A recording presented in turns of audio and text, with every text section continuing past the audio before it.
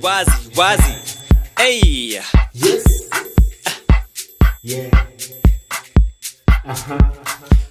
Nilisema afandi, pesa mi sina, leo ni mandi. Ile imebaki na kulisha mtoto, siko nimejipanga kulisha hongo. Itabidi umeniacha mkono, itabidi umewacha uongo, itabidi umewacha pingu za maisha nimeshazifunga na mangoma tumeshazitunga. Afandi, nilisema afandi, pesa mi sina, leo ni Tuesday. Ile imebaki na kupika soko, niuze za wiki nipate riziki. Itabidi umeniachilia bwana, leo utanielewa. Buda boss nimeshachelewa, buda boss nimeshanyeshewa, buda mimi siwezi oga tena. Afandi, nilisema afandi, pesa mimi sina, leo ni Wednesday. A big hello and a warm welcome to UNI-CHATS. I am your genial host, Kelvin Mongai. Now, there is a popular Swahili quote that says, fahali wawili wakipigana, nyasi huumia. And this is the current state of affairs in our country. We have the government on one side and our healthcare workers on the other. And the effects of this confrontation are being felt by the mwananchi. To help us understand what this stalemate is all about, I have with me on set 4 brilliant young minds, and we shall be discussing the challenges that our healthcare workers are facing in the medical fields. But before we get into all that, I want to give them the opportunity to introduce themselves and tell you where and what they are studying or what they are currently engaged in.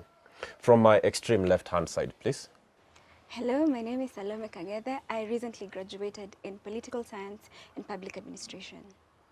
So hello, my name is Victor Ngatia. I'm currently studying music at Kenyatta University. Hello, my name is Grace Mondwa, currently studying business in IT at Mount Kenya University. Hello everyone, my name is Dr. Mbatia Kedenji, currently working as a doctor in one of the counties. Thank you very much. Welcome to the show, all of you. Now, let us get started on this. There was a collective bargaining agreement in 2017 that was signed by the Kenya Ministry of Health and the Kenya Medical Practitioners, Pharmacists and Dentists Union. And at the end of that strike that happened in that year, the then Secretary General of KMPDU said, we wish that this country shall never again experience this. He was, of course, referring to the doctor strike that had happened at the time, and it had lasted for 100 days, and the effects that that particular strike had had on Kenyans. Now, in your opinion, what is it that has taken us back to what has the potential to be an even worse situation, considering that now our healthcare workers are on strike at a time when this country is facing a pandemic unlike any other that we have seen in the history of Kenya? Thank you, Kevin, for that question. Yeah, the collective bargaining agreement of 2017 should have prevented the recurrence of what you are seeing now with the healthcare workers going on strike. Both all the cadres of healthcare workers, actually, doctors, nurses, the clinical officers, even the lab technicians have gone on strike. As we speak currently, the doctors have called off their strike. They are back to work after signing our return to work formula. But what should have prevented the recurrence of this is if this 2017 collective bargaining agreement had been implemented fully. So what you are seeing, in my opinion, what you are seeing is a lack of goodwill from the side of the government in trying to implement some of these things. Because if you look at the things the doctors are asking for, if you look at the things the nurses are asking for, they are the same things that were addressed in the collective bargaining agreement of 2017. Things to do with risk allowances, things to do with remuneration, things to do with PPEs, protective gears for the doctors and even the nurses and other healthcare workers in light of the COVID pandemic. So these are the things that should have been addressed, but they haven't been addressed. So the question you ask yourself, why do we still go back? Should we go on signing more agreements and more agreements which don't get implemented, and then there's a recurrence of the same? Okay, yeah. Okay. Well, thank you so much for that reply. Now, there was rather a report sometime last year that at the beginning of this year, unemployed Kenyans, or rather Kenyans who are not in formal employment, would have to pay 500 shillings monthly, which translates to 6,000 shillings annually, to facilitate universal healthcare. And there was a list of the benefits that they will be receiving under the Universal Healthcare Program. So my question to you then is this. There are Kenyans who have been and who still are in a position and have been paying the 6,000 shillings annually. Have these Kenyans been receiving the benefits listed from the hospitals in our country? Thank you, Kelvin, for that question. First of all, I'd like to say this. When the government rolled out the Universal Healthcare Plan, I honestly thought it would be the solution to end the healthcare menace in this country, because it came with such wonderful promises. Everyone was supposed to access healthcare, affordable healthcare, and it was supposed to be accessible, and it was rolled out. The Universal Healthcare Program was piloted in actually 4 counties, and it started well. It did. I can honestly very well thumbs up the government on that one. But here's the thing. NHIF is failing us as a country. We cannot expect, we had a very wonderful plan. The government, when they came in back in 2013, healthcare was one of the big 4 agendas, right? It was there. And Kenyans were excited because they knew that finally their plight had been heard. Now we get Kenyans paying 500 shillings monthly, translating to 6,000 shillings annually, and they still not affordable healthcare in our county government hospitals. You go there, there are no medicines. People are suffering. Our doctors are overworked. Nurses constantly on strike. Lab technicians, the ratio of patient to lab technicians, doctor to patient ratio is very low. So maybe it is time to rework another formula. Maybe it is time to get the Universal Health Program working. Now, Dr. Bhatia, in response to what she has said, because she has said that the Universal Healthcare Program was rolled out in 4 counties. You being in the field and maybe communicating with your fellow healthcare workers, is the program still running in these 4 counties that it was piloted in? The 4 counties in which the universal health coverage was piloted, it was actually a pilot program to see if it could be rolled out in the whole country. In some of the counties, it did not work. For example, in Kisumu, there are a bit of challenges in implementing the program. One of them being the insurance cover for patients. The question you're asking about NHIF. People pay 500 shillings every month, and they should be covered to receive services in hospitals. But then we have challenges in implementing this. There are many cases of people who are actively paying their premiums to NHIF, but when they get sick, when they need this money, when they need to undergo procedures, surgical procedures, they don't receive money from NHIF, and so there are these challenges. Yeah. Now, there are certain things that are repeated every time, and especially during the election period by our leaders. And I feel like healthcare is one of the things that is constantly talked about over and over again. Now, what has been put in place this time around to make sure that this time the promise is kept? That question is a tricky one, Kevin, because, I don't think we can trust the government anymore. It has come to a point that it's really not reliable anymore, because there have been countless CBAs which have been signed. That is one. We are seeing doctors for the first time since our independence in 1963 tarmacking. So do you think that what politicians will say next year or in the next 5 years we can trust? If they couldn't keep such a simple word, it is in the CBAs, they couldn't keep that. They couldn't even provide enough just PPIs so that our doctors, at least, we can save their lives during this pandemic. I really don't think we can trust. We need a change. First of all, we need a change, not even from our healthcare system, but from our leadership. I think if we start from there, we can have something better.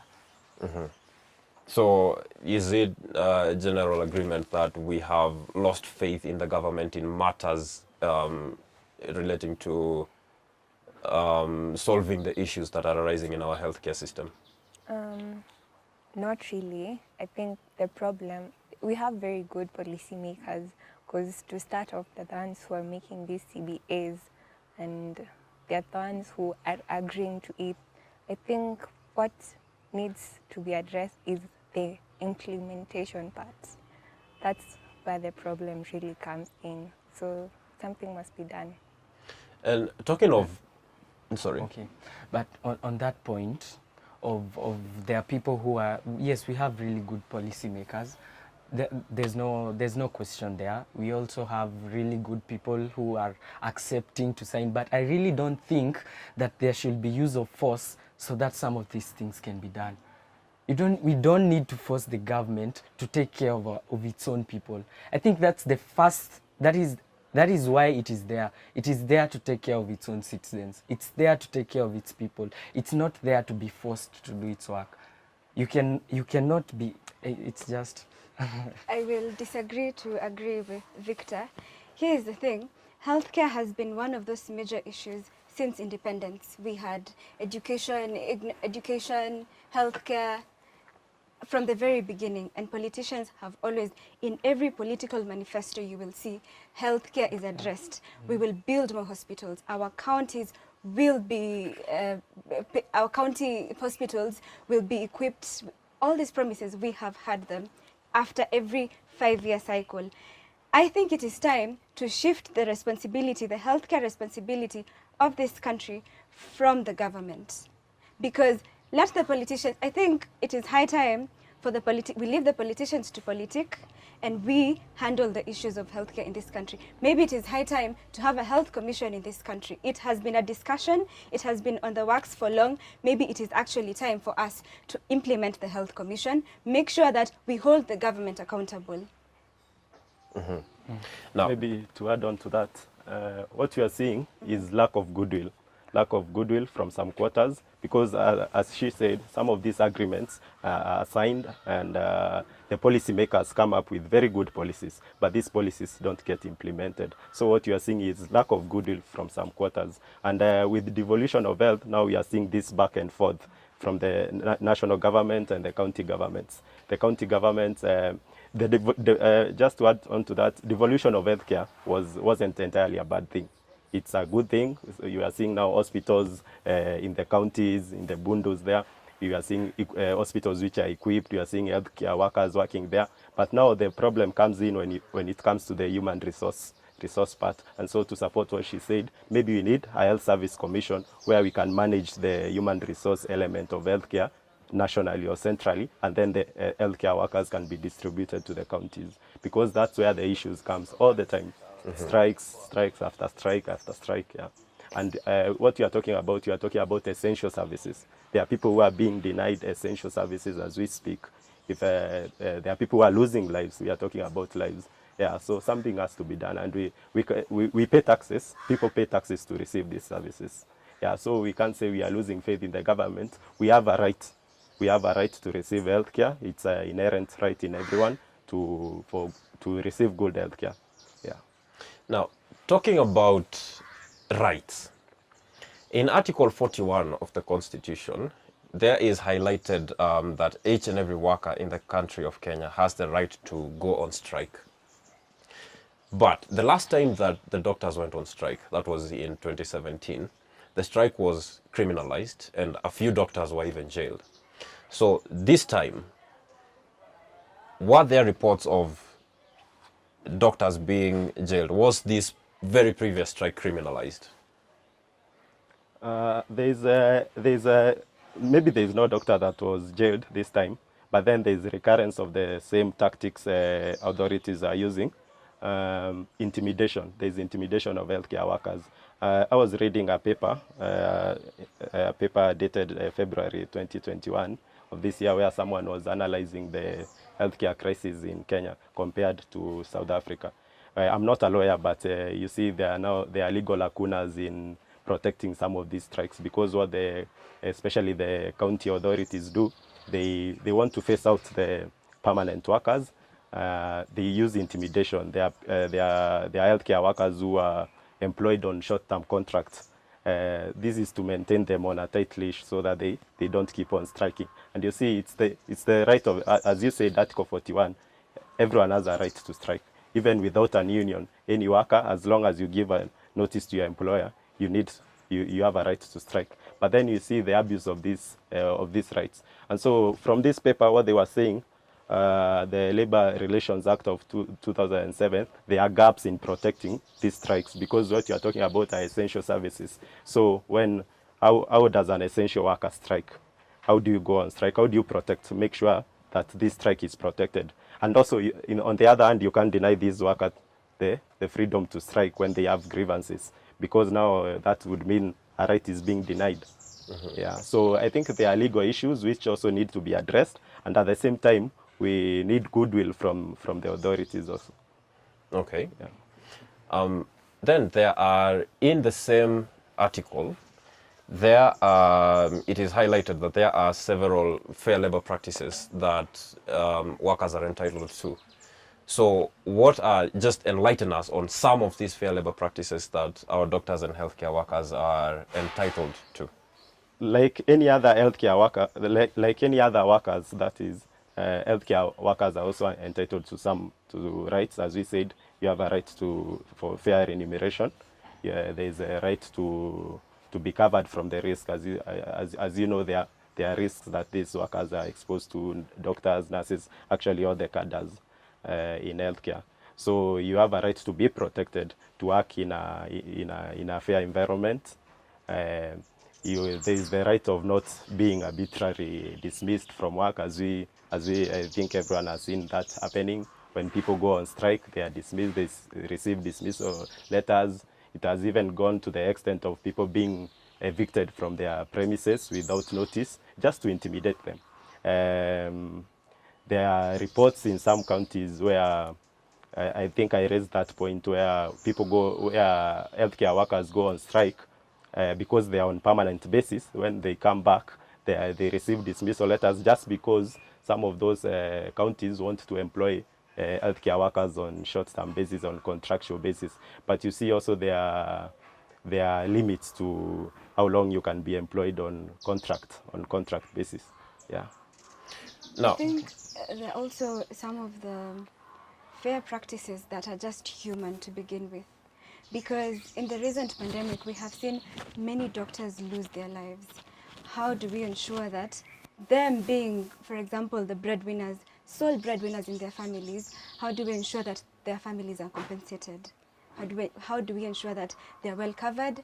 And since they have lost their sole breadwinner in the family, we have to make sure that this family is covered, because these doctors, they're protecting us.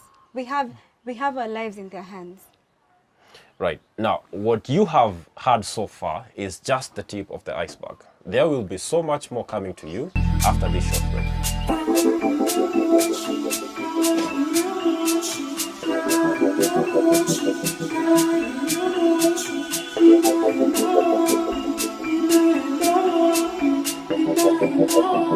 Welcome back to UNI-CHATS. I am your host, Kelvin Mungai, and today we are discussing the challenges that our healthcare workers are facing in the medical fields and why some of them had downed their tools, and what is the best way forward.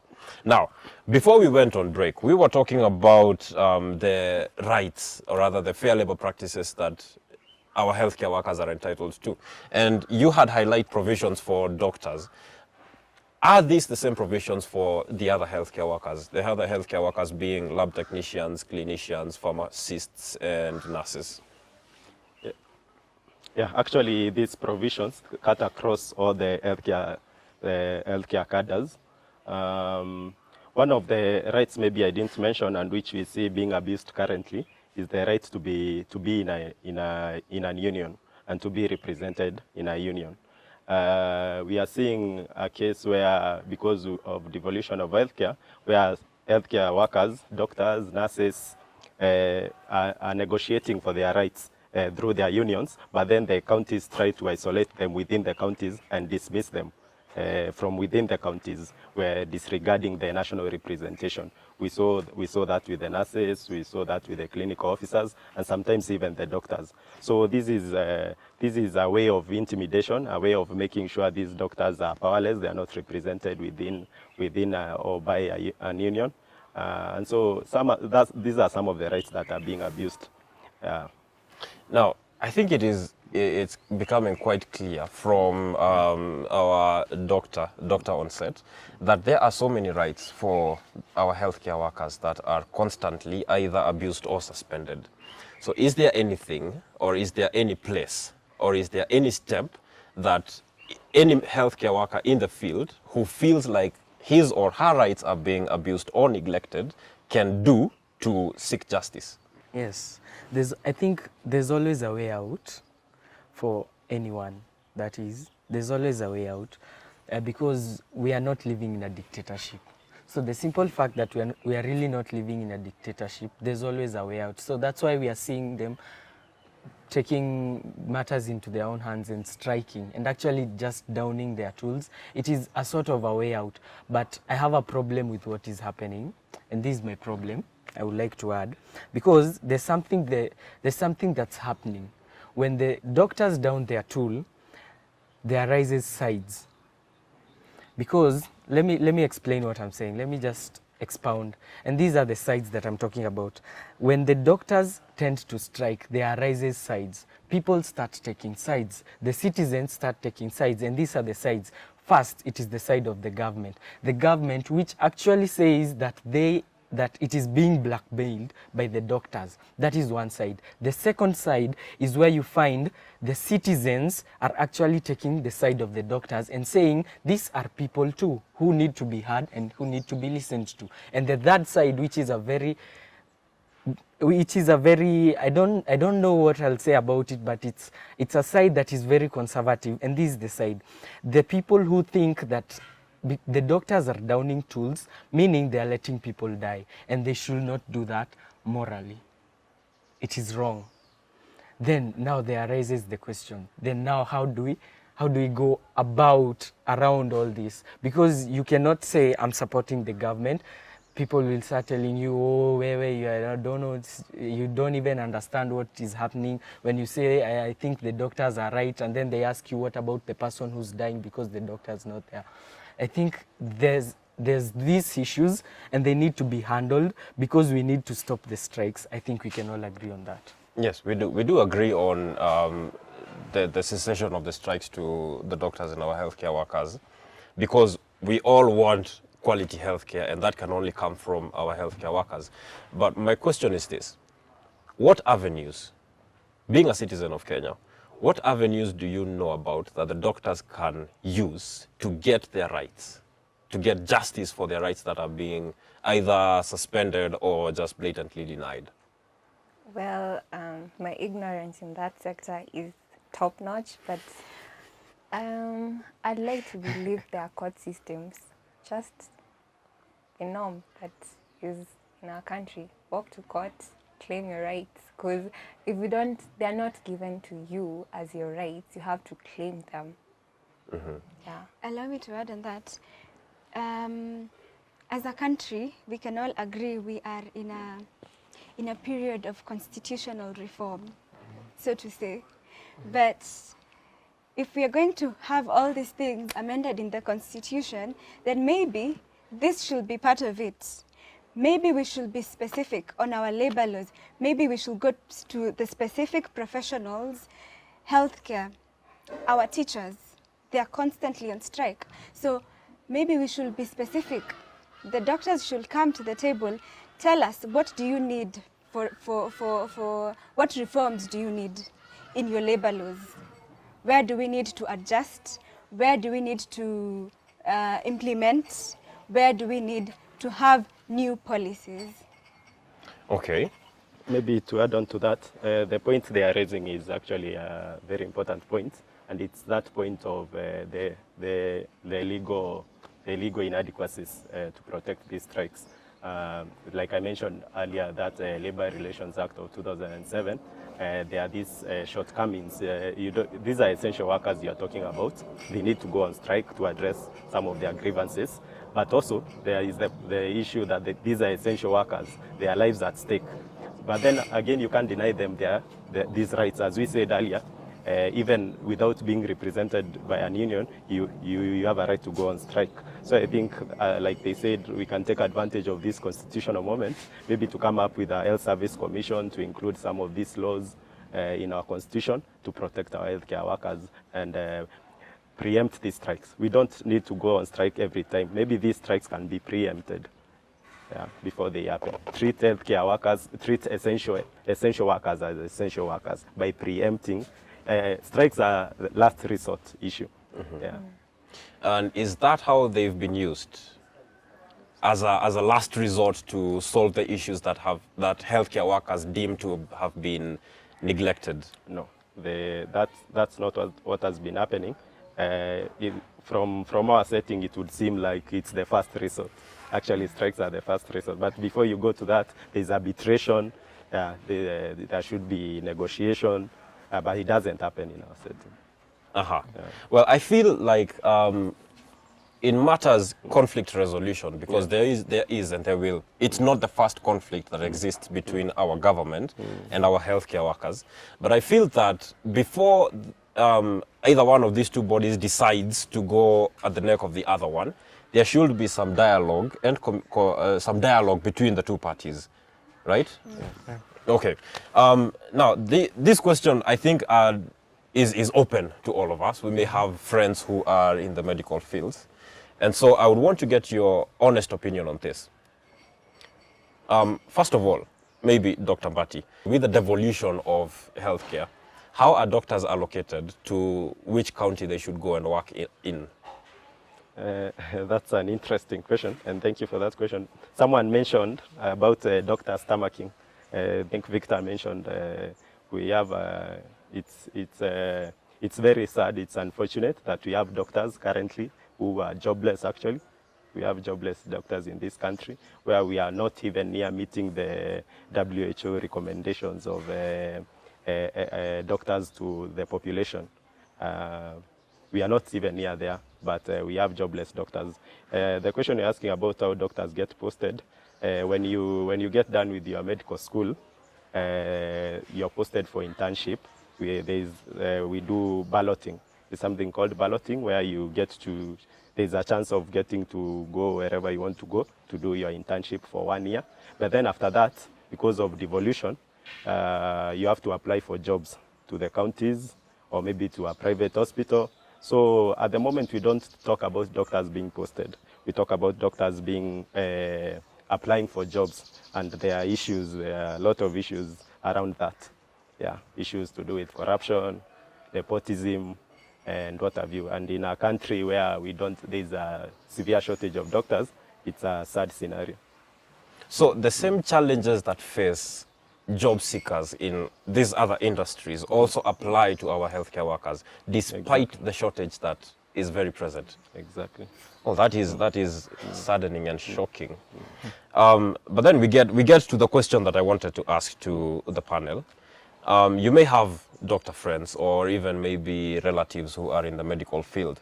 Now, if these relatives or friends, if they find a job in maybe a county that they are not residing in, are there any provisions for them or other allowances that allows them to relocate with their families, or provisions to cater for their transport to and from as they come to visit their loved ones? Professional. Ideally, there should be, but from where I sit, maybe from what I've heard from my seniors, we don't get to have all those nice things you've talked about. So it's a situation, sad to say, so it's a situation everyone for themselves. Yeah. Okay, I want to say something about that point. Yeah, please do. I'll play 3 roles. First, as Kevin has said, he has said that we all have friends and family who are doctors. And so he has asked, so first I will answer as a friend or family, and then I take the devil's advocate, and then I'll become a Judas. So this is what will happen. So the first part I will answer, I'll say as a friend and a family, I think it will be really good if my friend who's a doctor or my uncle who's a doctor is posted to another county and he's given an allowance. So he's given a house allowance, for instance, he's given just maybe travel allowance, and you see it's essential actually, because he needs this money to do various things. You know, you can never say at this money is enough. In this world, there's never a time when the money is enough. So I think it will be good if people could get allowance. Now the devil's advocate part. I'm talking on behalf of the government, and this is what I want to say. Why do you have to advocate for the government as the devil? Yes, so you need to listen to me now. Okay. So this is what I'm saying. You know, the government, it is the government. It's like having, it is a government. And all these health, education, sports, culture, it's like they're its children. So it's the government, it's the dad, and then it has all these children. So it will be so hard if you start giving some extra money to doctors and not to teachers, consequently, and maybe not to sport clubs. You know, you will stir up a riot. You will have lawlessness in your country. It will be so bad. Yeah. So there's something that most of the times we don't see. Maybe if the teachers go on strike, then they are given more money. Then the next people to go on strike will be the doctors. Then after them will be the nurses. Allow me to play devil's advocate again. Yeah. You have talked about how the government has so much responsibility, has so many sectors to dish out money to. So why don't we have a very effective government, curb corruption, the 2 billion that is lost daily, let us put it in the healthcare sector, make sure that our doctors have allowances, travel allowances, house allowances. Yeah, because that's exactly where I wanted to be a Judas, so that I can now betray the government. But because see, yes, I think that one, well, we decide to walk in the path of change, that one is going to be achievable. But my government in it nayo, that's a shady picture. Maybe to add on to that, it would be good to point out that what he's saying has actually been used against healthcare workers and particularly doctors, that if they ask for this thing, actually the Council of Governors was saying that since doctors are asking for salaries, we can't commit ourselves to paying them because every other worker will be asking for the same thing. So we must be careful when we tread that line, because this has been used against workers. And it's good to note also that healthcare workers are not asking for anything special. They're asking for what is rightful for any other worker or any other government employee. Okay. So that point exactly. Now, what that point does, it pokes holes into the system, because now it shows that the system has a problem, because the health workers are not asking for anything extraordinary. The teachers also are not asking for anything extraordinary. So nobody is asking for anything out of the normal. It's just that there's a problem. Yes. Okay, well, the conversation just became heated, and we shall continue after this short break.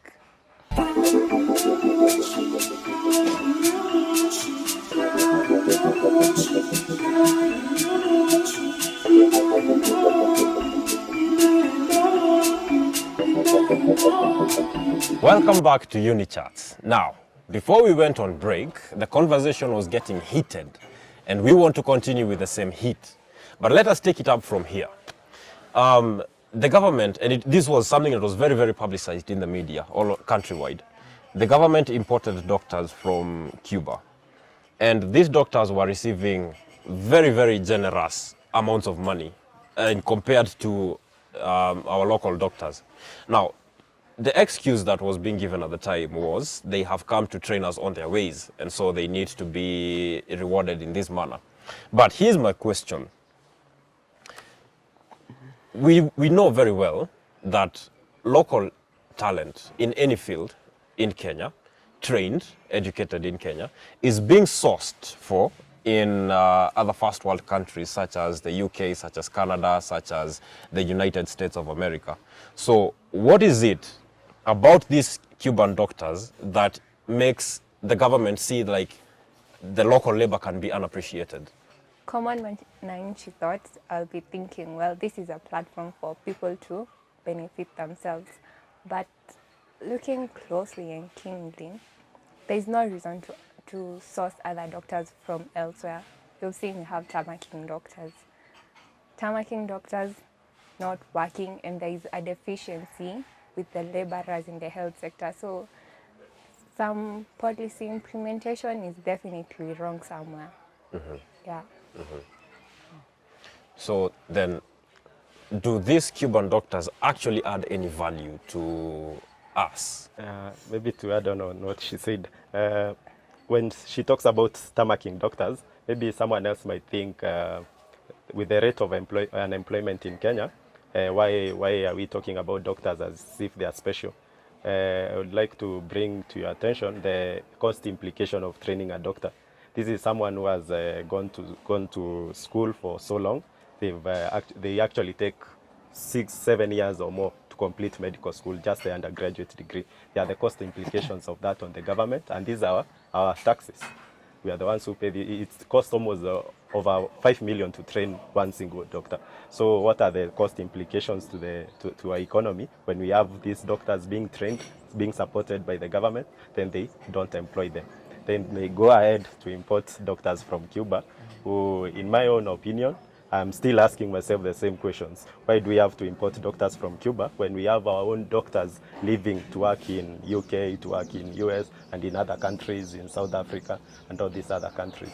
So there's something wrong about the whole issue. So, okay, on that point, I was waiting for the doctor to speak, so that you know everybody needs a place to base your opinion. So I've just gotten mine, but that was similar to what I was thinking, because I mean, come on, we have doctors.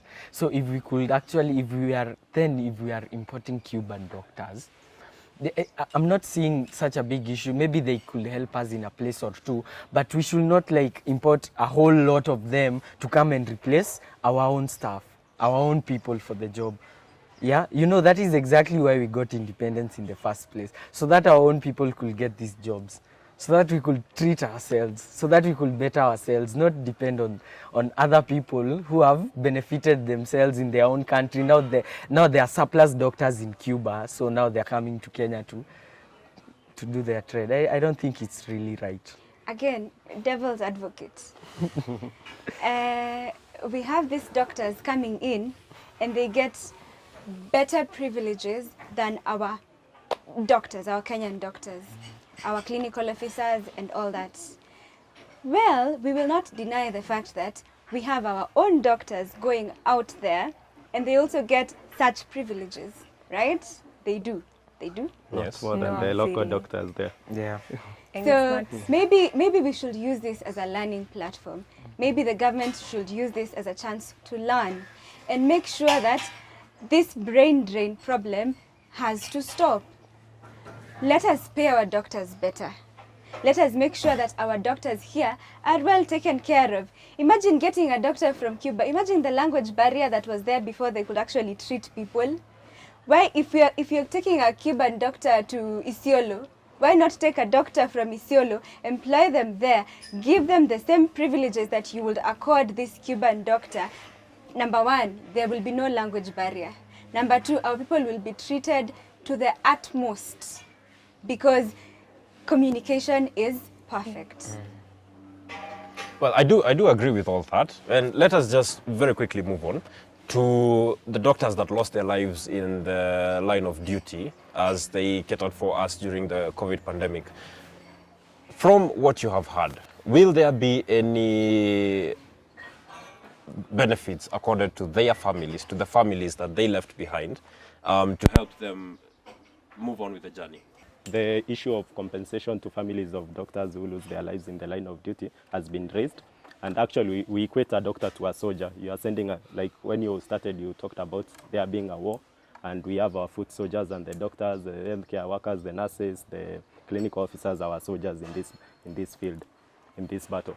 So when you send your even the normal soldiers, when they lose their lives in the line of duty, their families are usually compensated. So it's not something extraordinary for doctors also to ask for compensation, because some of them are like the young doctor we lost recently, Dr. Mogusu. May his soul rest in peace. He was my friend. He left a young family. This is a young person who had just finished a very long journey of medical training, started working. He was posted to the front line and he lost his life in the line of duty. Don't you think his family, his young family, deserves compensation? It does. Yeah, so it's not something extraordinary for doctors to ask for this compensation. But whether it will be offered, that's another question. I do agree. As we wind up, I would just like to extend this opportunity to all of you to tell us, in your honest opinion, where should the conversation on matters healthcare going forward, the betterment of our healthcare system, where should that conversation start? I think we have had our doctors have excellent training from when they join their first year in university, in our TVET colleges. They have excellent training that we give to the government and the Ministry of Education. Now, the thing is, we should start to treat these doctors as an investment. The same way you would nurture, protect your investment is the same way we need to protect these doctors. It's the same way we need to protect all healthcare workers, clinical officers, lab technologists. All these people need to be protected. We need to amend our labor laws. We need to make sure that these people are not just fighting a never-ending war. We need to make sure that our unions, I tell you, tusitishwe, tusitishwe, make sure we fight this and make sure that our doctors get what they deserve, our clinical officers get what they deserve, and our lab technologists and all these healthcare workers who are in the front line every day get what they deserve. This conversation should be carried by the public. They are the recipients of healthcare. They are the recipients of these services. So the public should carry these conversations because it is the right of every citizen. We pay taxes to receive healthcare and professional healthcare for that case. So the public should desist from being pitted by the government against healthcare workers. We've seen it happen, and so it should stop. Doctors, nurses, clinical officers, lab technicians, and all these other cadres who are involved in offering healthcare services are workers like any other workers, but they are essential and we should treat them as essential. The concerned authorities, we should have goodwill from the concerned authorities in preventing the frequent strikes that we see. All right, thank you very much. Grace, just very briefly, please. Human life is precious and it's also sacred, as Dr. put it. So we'll like to call out on the people responsible to give the doctors their rightful due. When you neglect the doctors, they are the caregivers to this life that we have. It's the same as neglecting the human life itself. So the responsible parties treat these essential workers in the rightful way. All right, thank you very much. Victor? So I think it is pivotal for us to do one thing, to separate the source and the result. And so what we are talking about here is a result. It is a result of something greater than the healthcare system. It is a result of negligence, it is a result of corruption, and it is a result of poor leadership. If we deal with this source of the problem, I think we will be able to prevent any further disasters, just like the one we have seen in the last year. Let us end today's conversation with this. Lea Walesa once said, "The thing that lies at the foundation of positive change is service to fellow human beings." We implore our government and healthcare workers to find a solution to this conflict and set the groundwork for the quick resolution of any future conflicts. We welcome every like-minded Kenyan to contribute to this conversation on any one of our social media pages highlighted below. And that is all that we had time for today. I have been your host, Kelvin Mongai, and I will see you next week at the same place and the same time. For now though, it is goodbye. Pesa mi sina, leo ni Monday. Ile imebaki na kulisha mtoto, siko nimejipanga kulisha hongo. Itabidi umeniacha mkono, itabidi umewacha uongo, itabidi umewacha pingu za maisha nimeshazifunga na mangoma tumeshazitunga. Afande, nilisema afande, pesa mi sina, leo ni Tuesday. Ile imebaki na kupika soko, niuze za wiki nipate riziki. Itabidi umeniachilia bwana, leo utanielewa. Buda boss nimeshachelewa, buda boss nimeshanyeshewa, buda mimi siwezi oga tena. Afande, nilisema afande, pesa mi sina, leo ni Wednesday. Ile imebaki na kupanda gari, nifike mashambani ndio nione mama.